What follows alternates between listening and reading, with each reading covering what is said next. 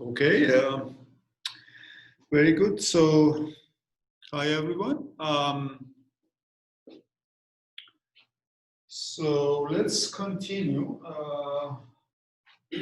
So I think we can now move to a new section, which is section 4.4, perhaps. So this is about finding equation of a tangent plane using partial derivatives, basically. So these are some first applications of the idea of partial derivative. And you know from one variable calculus that if you know how to take derivative of a function, then there is a geometric application of that, which is tangent lines to curves that's represented by that function. There's a similar story, in fact, completely parallel story happening here. So this is about tangent plane equations.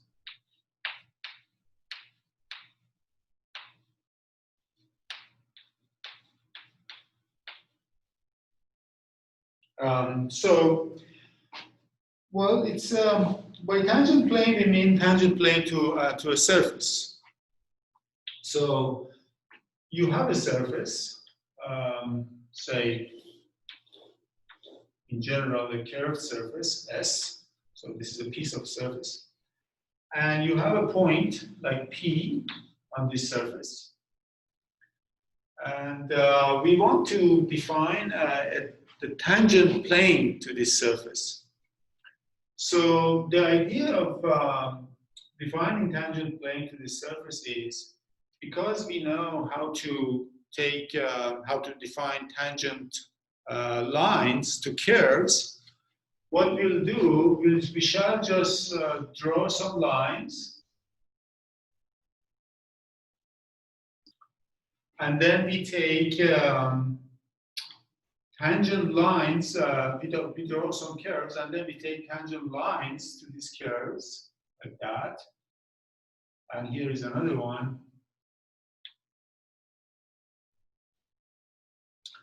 Let's just focus on these two curves. So I've got this curve C1, and there is another curve C2. So to C1, I found a tangent line L1. And to C2, I find another tangent line to C2, which is L2.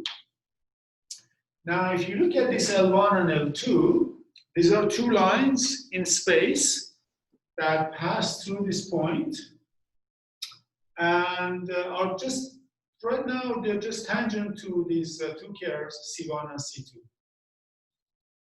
But two lines that pass through a point, and they are not exactly the same line, they are different lines, define a plane. So we can take these, the plane that contains L1 and L2.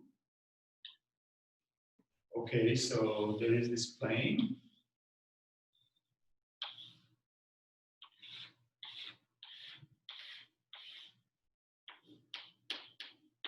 Plane of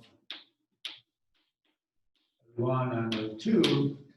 And then we will call this the tangent plane to the surface S. So this surface S, and we call this tangent plane to the surface S. Now you may complain here, of course, right? So what would be your complaint about this definition? Can you tell me what may not be so correct, at first sight at least, about this definition?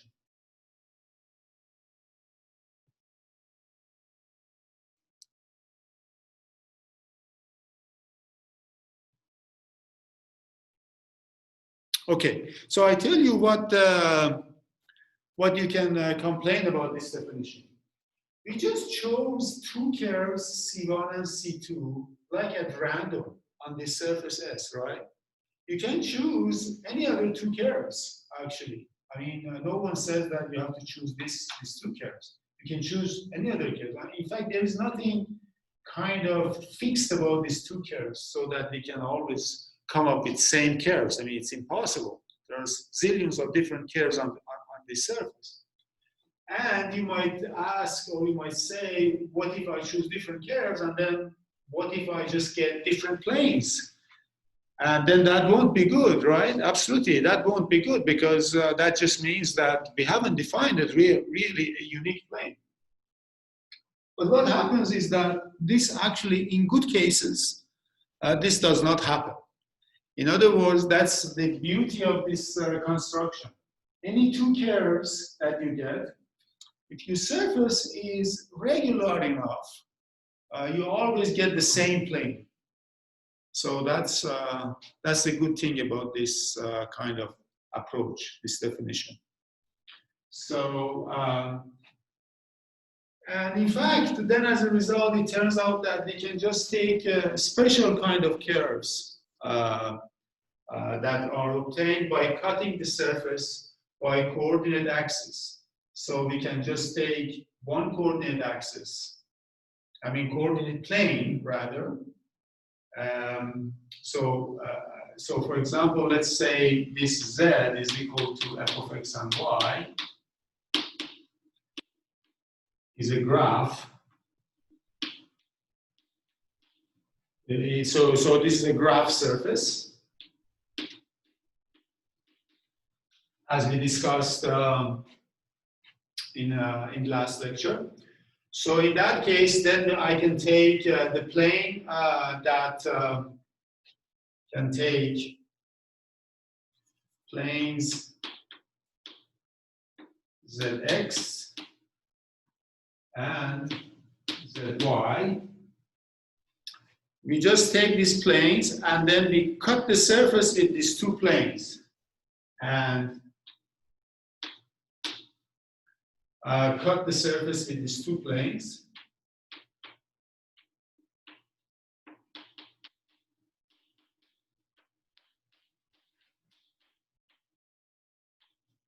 And from here we get these curves C1 and C2, right? So if you cut, for example, with this ZX plane, then in this case, you do get a vector which is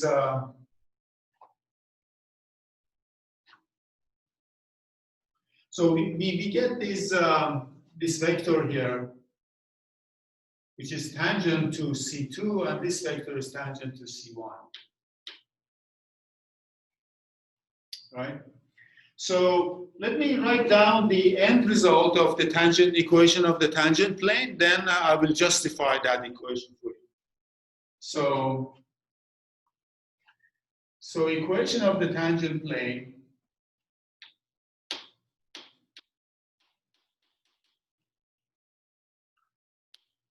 is of the following form. So it's a plane which is given by this equation, z minus z0 equal to fx times x minus x0 plus fy z minus z0.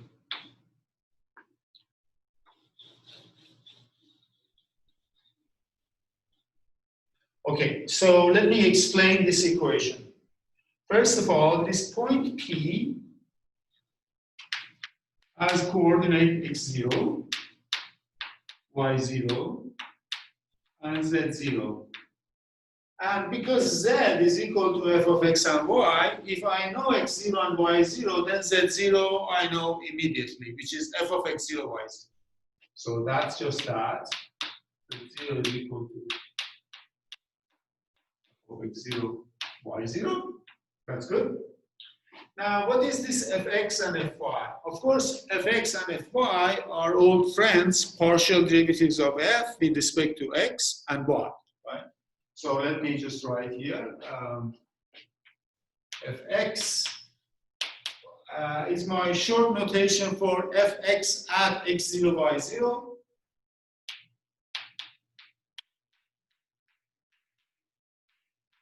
Another notation is partial f, partial x. at x0, y0. Okay, so that's partial derivative.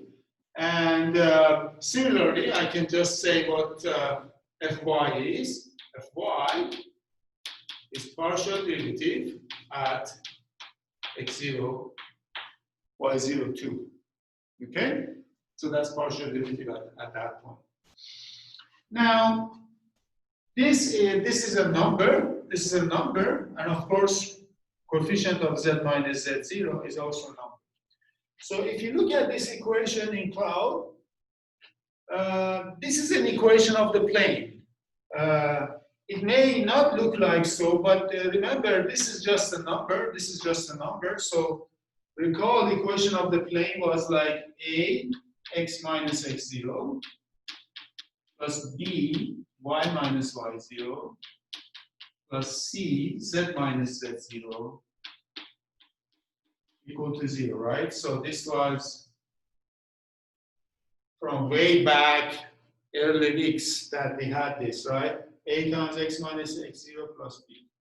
Okay, if you look at this, you can compare it. You see that this is exactly like that, where a now is equal to fx, for example, b is fy, and c is actually -1, right? C is -1, because if this is -1, you bring it to the other side, you get that -1.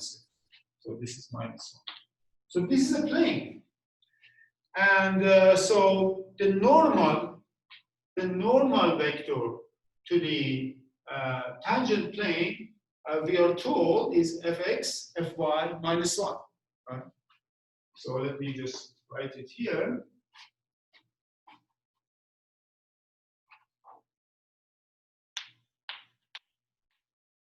Normal vector. I haven't proved it yet. I'm just giving you the result as how to use it in problems, but then I will give you a quick proof. Normal vector to the plane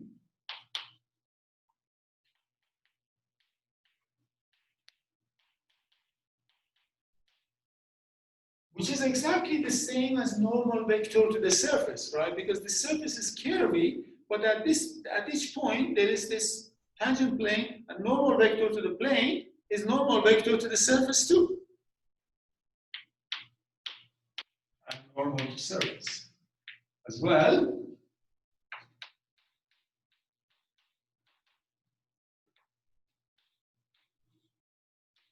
So this is the vector fx, fy, -1.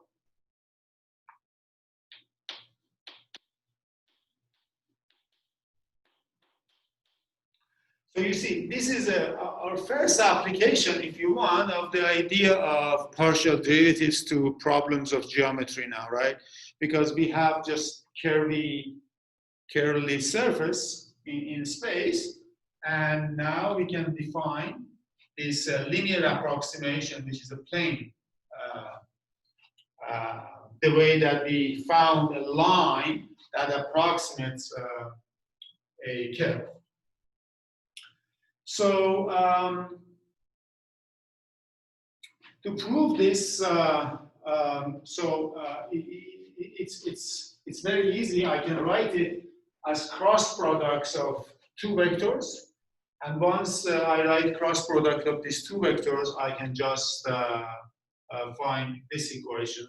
And then once you have this equation or this formula for the normal vector, then you sub into this equation, general equation, you get that. So all you have to do is to find that the cross products of these two vectors is that vector. So this, I just write it as V1 cross V2, where V1 is this tangent vector to this line L1, and V2 is, so this is V1, this is V2, is tangent vector to line L2. So let's do it. Are there any questions? Okay, so now let's find this V1. How can I find the tangent vector to this line L1? So for that, what we have to do? We have to find the equation of this curve that cuts this XZ, that's a result of cutting the plane with the surface with XZ plane, and then we just use the derivative of that curve to find this V1. So let me quickly write it because it might be useful to see the proof.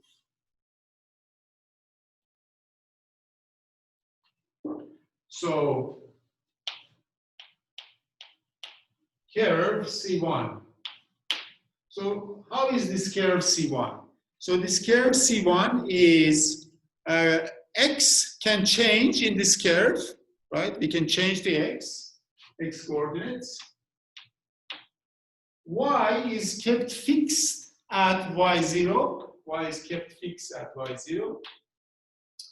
And then Z is just f of X Y0, right? So that's this curve like C1 of X. So what we want to do, we want to find the tangent line to this curve C1, right? So we just have to take the derivative of this. So C1 prime at X is equal to, well, just take derivative of this with respect to X at each coordinate, you get 1. This is constant 0.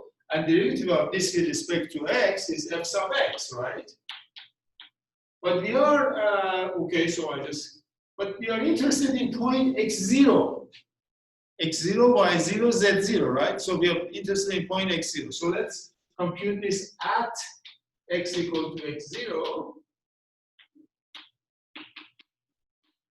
And this is our vector V1. So this turns out that V1 is equal to 1, 0, f sub X. But now this f sub X is computed at X0. We understand it right now. Right? So if you understand the reasoning behind finding V1 like that, you understand now that V2 should be 0, 1, f sub Y. Okay, so we have V1, V2.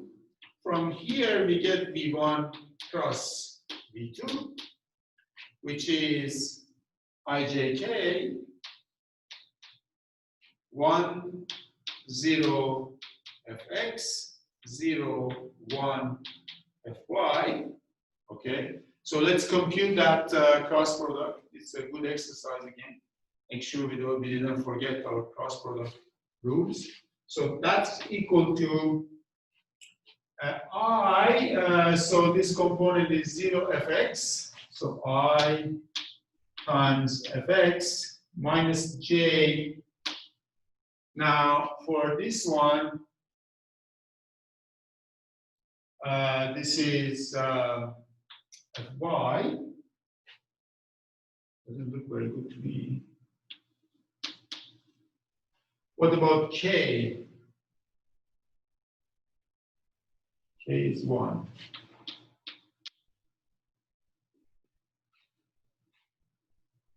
Okay.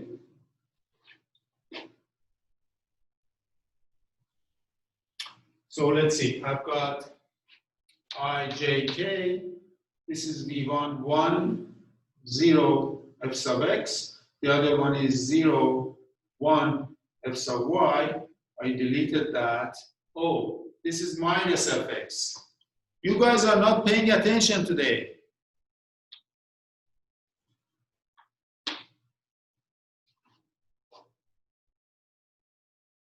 Okay, this is minus Fx, minus J Fy plus K. Good. And this gives me, so this is the vector. So this is the normal vector. The normal vector, I mean, yes, is minus Fx, minus Fy, and 1. But you may complain that I wrote here Fx, Fy, minus 1. But that's exactly the same vector multiplied by -1. So it doesn't matter. I mean, I could have, if you change this, if you multiply your equation by -1, you get exactly the same equation. That's the same thing. So actually the thing that turns out to be -1, -1, +1, according to this exact derivation. Okay, so we proved everything now. Right? I'm sorry, why is it minus fx? Here, look, here, Oh, right. determinant. Yeah, I see it now. Thanks. 0, fx1 is fx. Did you get it? Yeah, thank you. Okay, very good. Yeah, that's the mistake I made at first, but then I got worried that I'm getting something that doesn't comply with what I wrote here. And in fact, that's it's important to realize that. Yeah. Just so you know, the chat is disabled. Oh, the chat is disabled? How come? Oh,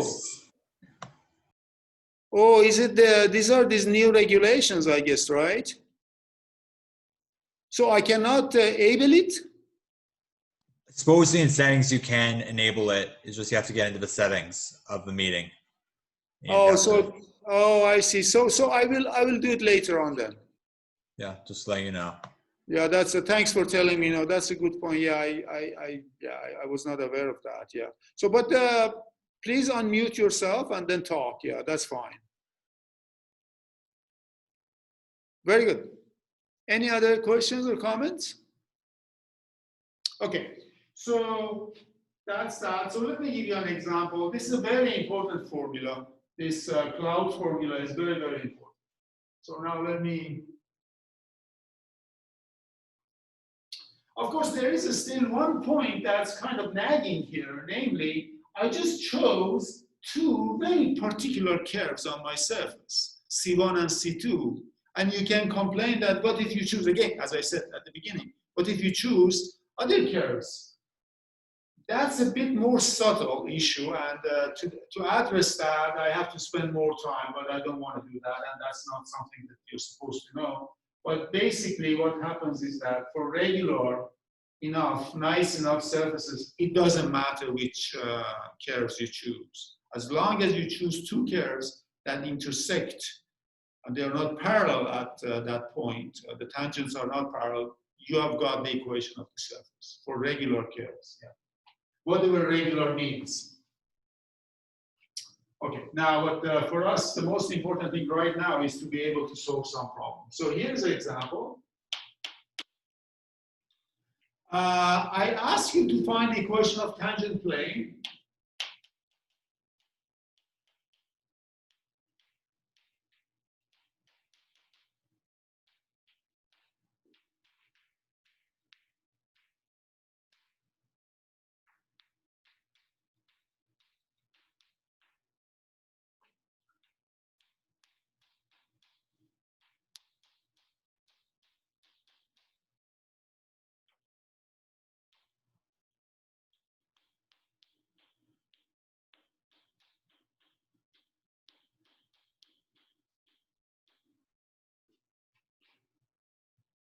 Okay, so this point, you can check that it's really on this surface. Of course, this is surface, you know that what that surface is. That's a sphere, right? That's surface of a sphere. So we have got a point, -1/√3, minus, and we want to find the equation of tangent plane to this. Now, the first thing you notice is that this surface doesn't come like z equal to f of x and y. It's just defined as a level surface, as we discussed last time. It's just x2, y2, z2 equal to 1. It's not z equal to f of x and y. But this doesn't matter. We can certainly write this by solving for x in the desired form. So z is equal to plus minus square root of 1 minus x squared minus y. So that should be your first step. Now, the next step is to decide, is it plus or minus? Should it be plus or minus now? What corresponds to plus, what corresponds to minus? You see, this is the upper hemisphere. The upper hemisphere corresponds to plus, z equal to, that's the upper hemisphere. The lower hemisphere corresponds to minus.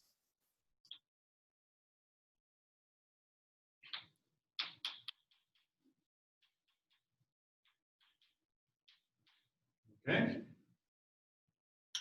So, but our point is here, is in the lower hemisphere, right? Because z is negative. So that's in the lower hemisphere. That's our point. And so I have to choose this one then. So that's one thing we have to decide right at the beginning. And then that's fine. So a normal line.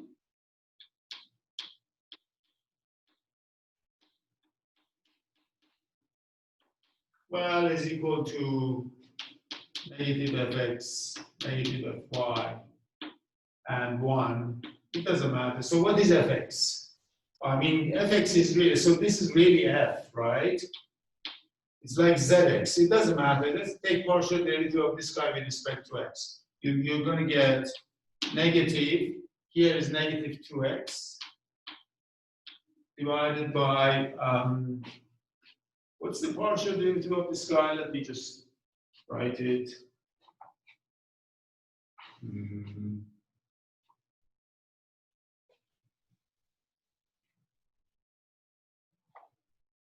We've got 1 minus x2 minus y2 to the power half.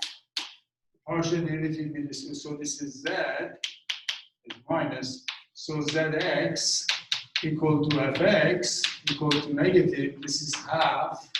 This is negative 2x.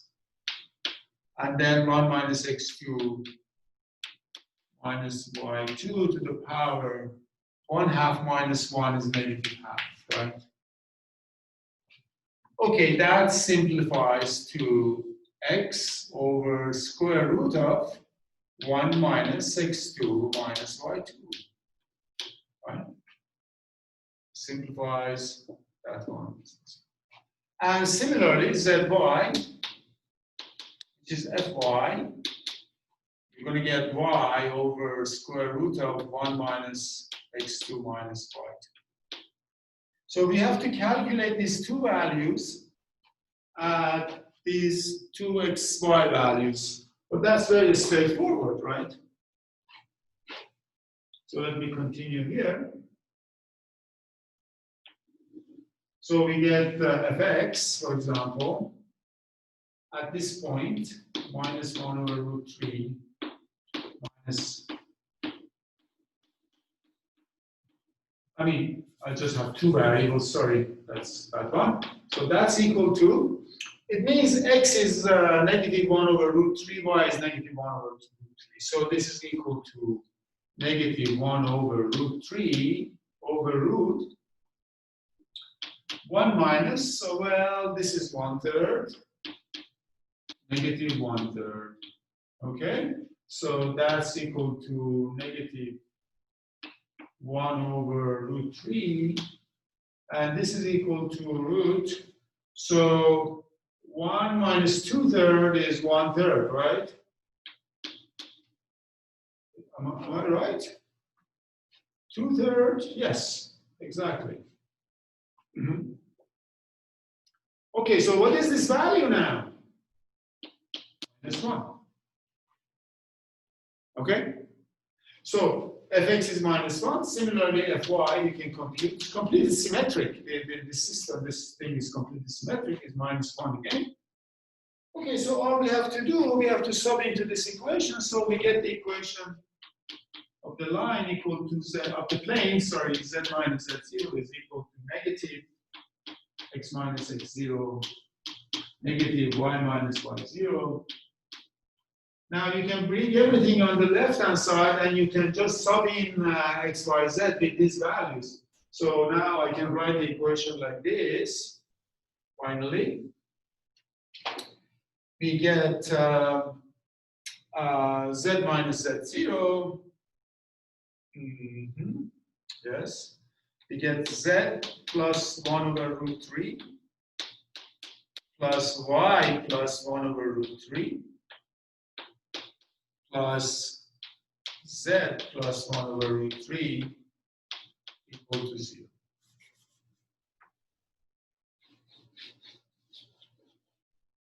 So this is a very nice equation. I mean, it's completely symmetric and kind of nice, yeah. Any questions about this?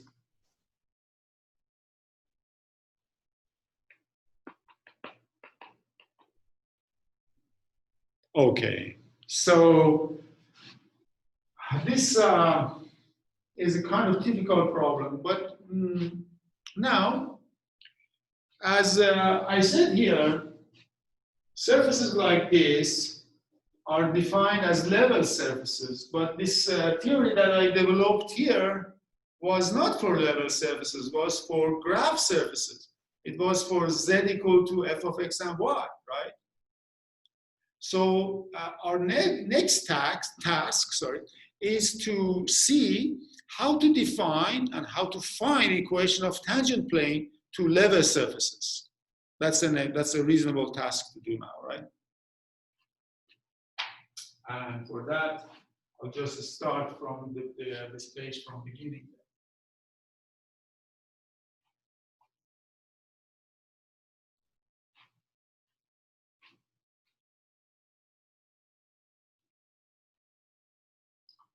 So this is equation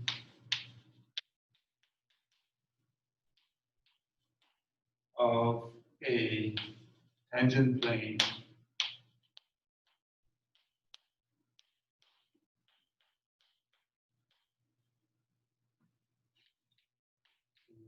a level surface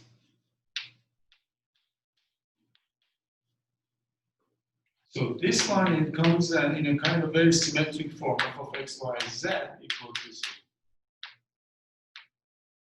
In other words, in this case, we don't have one variable written in terms of the other two.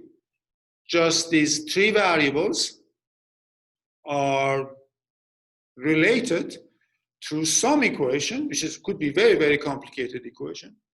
And we may not be able, in fact, to solve one variable against the others, or in terms of the others. So we have to be able to find a way to write down equation of the tangent planes to size surfaces again. Of course, I mean, so let me write.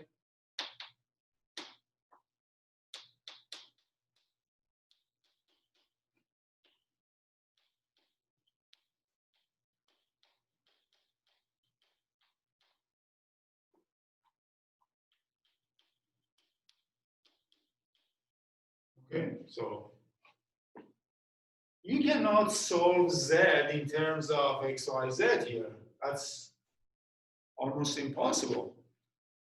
Similarly, I mean, finding x in terms of y, z is very difficult and so on. Nevertheless, you may have one point here. So let me put 1, 2, 3, 4, 5 equal to 5. Right? Nevertheless, the point, so this defines some strained surface. Which honestly, I cannot draw it even. I don't know how it looks like. If you give this to your favorite program, they will sketch it for you. But this is a very, very complicated surface, but it's a surface. And I know that the point with coordinates 1, 1, 1 is on this surface. Right? This point is on this surface. And so, and this surface is, so I want to define the tangent plane to this surface and find its equation.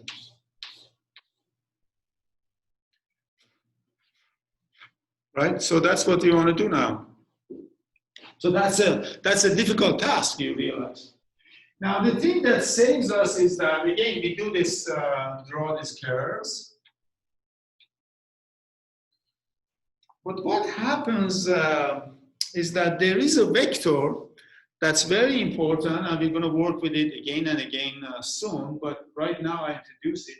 That's called the gradient vector. So let's find the gradient vector of this. So this is the definition. The gradient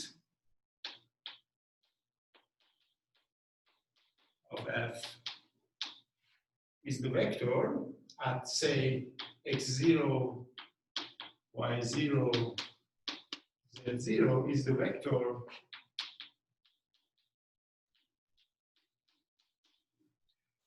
Okay, so I introduced the notation. This notation is not introduced in this section in your book. It introduced a couple of sections later, but I just use it anyhow. So this is this gradient of f equal to f sub x, f sub y, f sub z. So you just take partial derivatives at those 3 points, at this point, and you call it the gradient vector. So it's a vector. It changes from point to point, and you might ask, okay, what's the importance of vector? Why did you introduce this vector at all? Now, the thing is, this vector is really, really important for many things. And for example, right now, I will tell you that this vector is exactly the vector that is normal to this surface defined by equation f of x naught y. So this is a claim. Gradient of f, x, fy, fz is orthogonal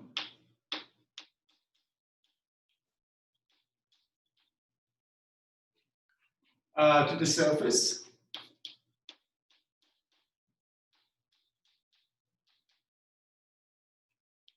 S at the point P0 that we are talking about, at x0, y0, z0. I mean, okay, so at x0, y0, z0. Right? So that's a vector that's orthogonal to that point, to that thing. So what do we mean by orthogonal? I mean, this vector is really orthogonal to any curve that you draw on this surface. That's an alternative way of formulating the same idea. I will prove it soon or later, it doesn't matter, but let's see how we can use this to solve our equation. Example. So this is this equation here. So tangent plane. Okay, so let me before doing the example, I can just say I can just draw a corollary of this. So the corollary is this.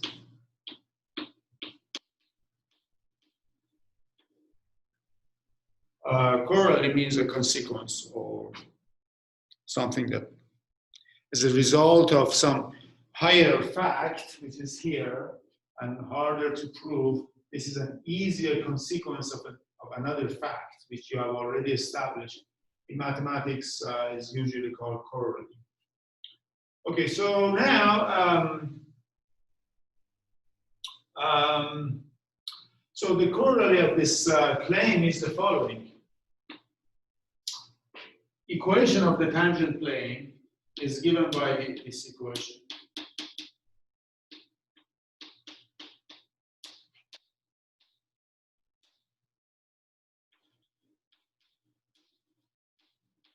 Is this, it's fx times x minus x0 plus fy times y minus y0 plus fz times z minus z0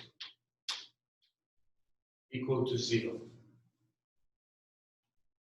I hope I can write here equal to 0. Again, I put it in a cloud. Okay. fx x minus x0 plus fy y minus y0 plus fz z minus z0 equal to 0. Can you tell me why this is a consequence of this claim? This equation follows from this claim. This is the equation of the tangent plane. So tangent plane, yeah.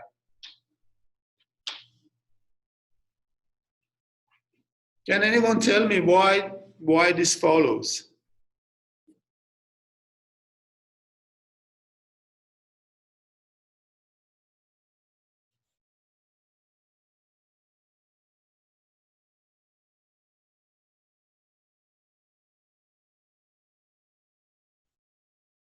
Yeah, the reason that this follows is the following. You have this normal line to your plane, which is fx, fy, fz, I should say normal vector. And this is the plane is passing through the point x0, y0, z0. And you know, this we just did, I just wrote it, I just erased it. A times x minus x0 plus b times y minus y0 plus c times z minus z0 equal to 0. This is the equation of a plane that's normal to the vector a, b, c. That's it. And the plane that we are interested in exactly is the plane that's normal to this normal line. That's orthogonal to this normal line. So this is, if you believe in this claim, fact given by this plane, this is just straightforward from definitions, from first principles.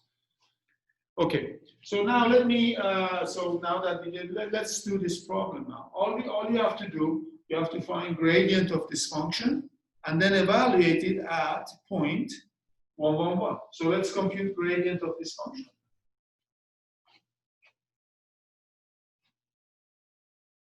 Okay, so this is now my function, so minus 5 equal to 0 if you want even.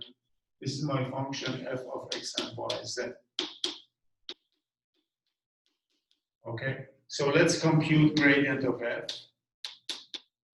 This is fx, fy, fz. And not just at any point, I want it to at point 1, 1, 1. Okay, well, with respect to x, this is equal to, let's do it. This is 4x cubed plus 2x by 2z2.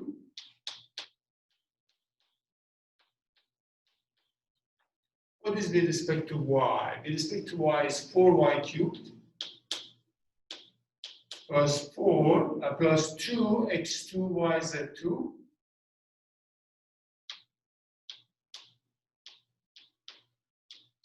and with respect to z is 2x2y2z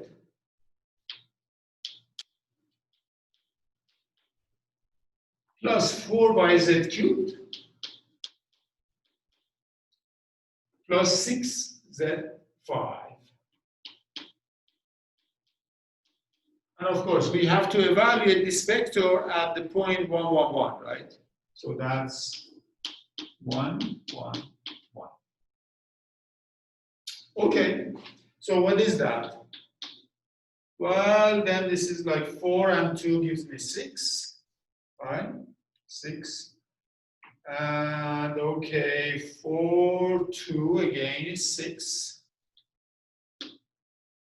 And 2, 4, 6, and 6, 12. This is the normal vector.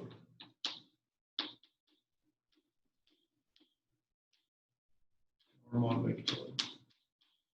To the plane or to the surface, same thing. Now we can just write down the equation, right? So the equation is going to be 6 times x minus 1 plus 6 times y minus 1 plus 12 times z minus 1 equals 0.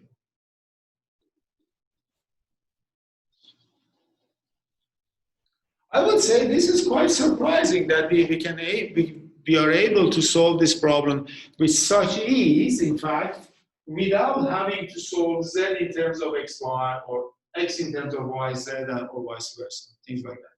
So without solving any of them in terms of the other, we can just directly work, take partial derivatives, and find the equation of the tangent line. This is remarkable. This is really nice. It's a very good observation. Of course, I did not prove the claim, right? This claim still is outstanding. But I can prove it easily using a trick that I will tell you soon, but which is about chain rule or partial derivatives. So maybe I'll just defer the proof to when we do partial chain rules. Any questions?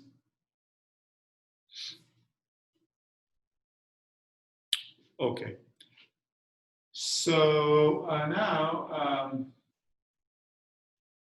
there is an idea here, which is the idea of linear approximation. So let me mention this.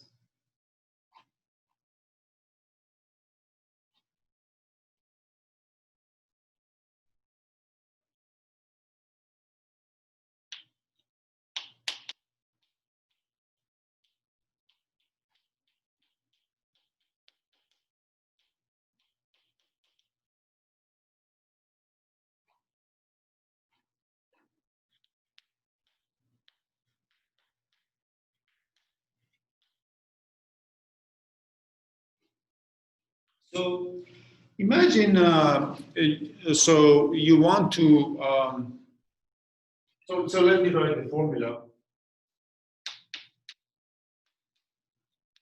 Is approximately given by f of x0, y0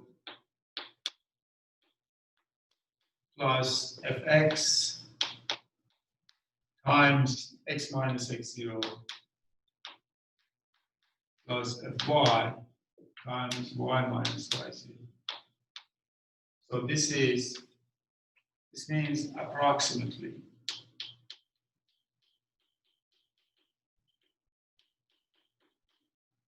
We can also write it like this: f of x0 plus h and y0 plus k is approximately given by f of x0, y0 plus fx times h. This is h. The difference between x0, which is x0 plus h, which is x, and x0 is h, plus f sub y, k.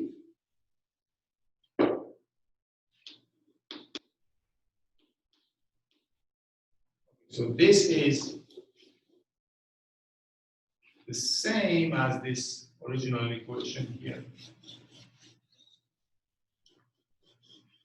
So this is a very, very useful idea.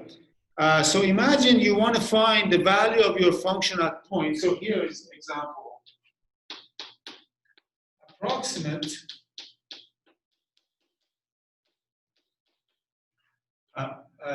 f of 1/2, 1/3 if f of x and y is equal to, say, x2 plus y2 to the power 5, for example. Okay, x2 plus y to the power 5.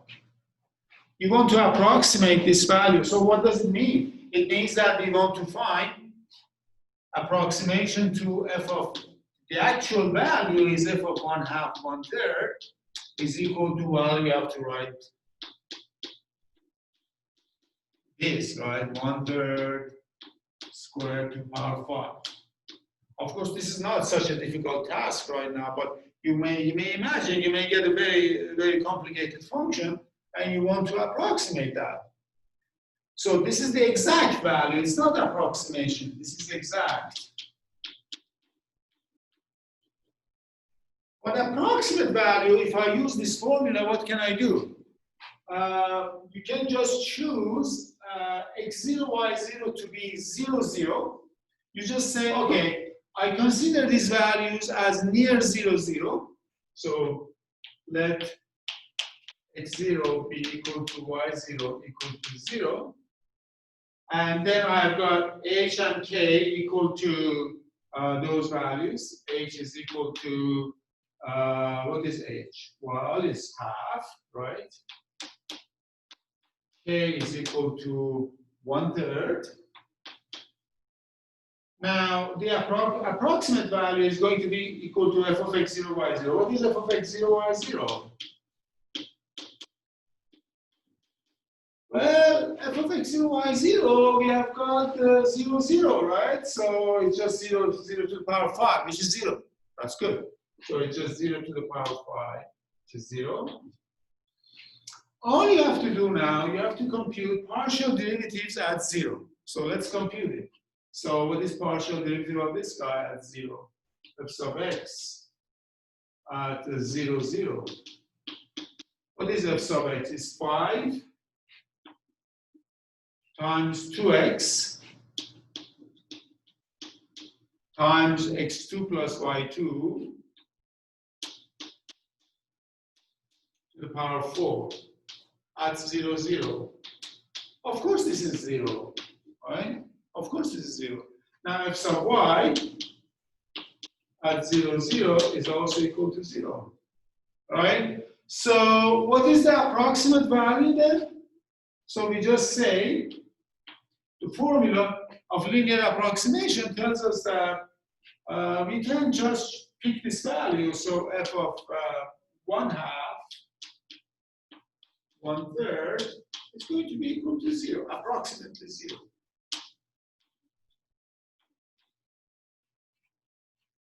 Right? Okay, so this was an easy question because the values of these derivatives are. But there is still some value in this. It means that you don't have to,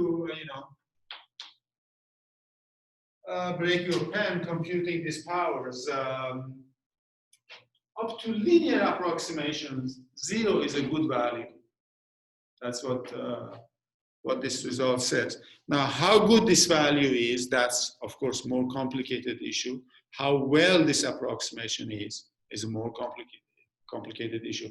We won't address it in this course, but it's good to have some other examples, further examples. So we will look at those examples later on. Okay, thank you guys. Have a wonderful day, and I see you on Wednesday. And if you have any questions about this lecture, please let me know. Thank you all. So I just stopped the recording.